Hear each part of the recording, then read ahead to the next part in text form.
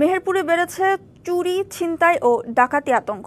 ব্যবসা প্রতিষ্ঠান, ব্যাংক, বাসাবাড়ি ও রাজনৈতিক কার্যালয়ে কাফনের কাপড় ও ককটেলের সাথে রাখা হচ্ছে চাঁদার হুমকির চিরকুট।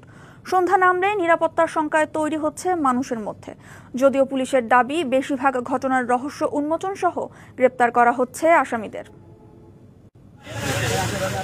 গাংনী থানা থেকে ধানখোলা গ্রামের দূরত্ব প্রায় ৩ কিলোমিটার।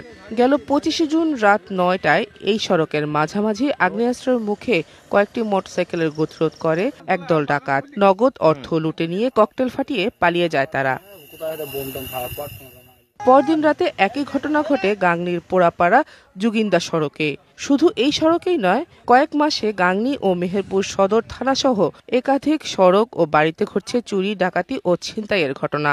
রাতের লেজার লাইটে পুলিশ ছাড়া প্রশাসন ছাড়া কেউ মারে না। প্রশাসন ভাবে আমরা দাঁড়াইছি এখানে, দাঁড়ানোর পর চিন্তাই করে নিল।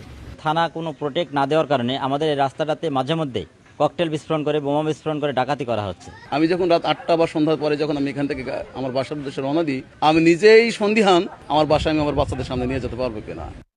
কালার এক্সপার্ট, জর্জ স্যাপ এবং মাইল্ড অন হ্যান্ডস টেকনোলজি সমৃদ্ধ অরিক্স ক্রিস্টাল ওয়াশ। আপনার রাতের আধারে রাজনৈতিক দলের কার্যালয়ে রাখা হয় ককটেল, আর ব্যবসা প্রতিষ্ঠানে ককটেল ও কাফনের কাপড় সহ রাখা হয় চাঁদার দাবিতে হুমকির চিরকুট। আতঙ্কিত রাজনৈতিক দলের নেতাকর্মী ও ব্যবসায়ীরাও।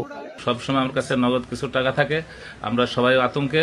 তবে এটা নিয়ে 2বার পুলিশকে জিডি করা হয়েছে, এখনো কোনো পদক্ষেপ আসেনি। মানুষ এই বোমা রাখার কারণে খুব আতঙ্কিত হয়েছে। তারা এই জায়গাতে মানুষ আসতে চাচ্ছে না, কখন কি ঘটে। নাগরিক সমাজের প্রতিনিধিরা বলছেন, দোষীদের আইনের আওতায় না আনতে পারলে বেড়ে যাবে অপরাধ প্রবণতা।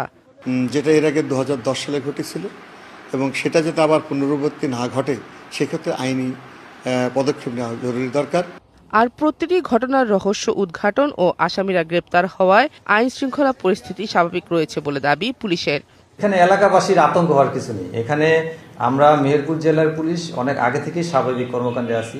এখানে বাংলাদেশ সেনাবাহিনী এখানে দিন রাত সবসময় কাজ করে যাচ্ছে আমাদের সাথে। আমরা একসাথে তাদের সাথে টহল করে আসছি। 2024 সালের 5ই আগস্টের পর থেকে 66টি ঘটনার রহস্য উদ্ঘাটন সহ 144 জনকে গ্রেপ্তার করেছে পুলিশ। DBC news desk.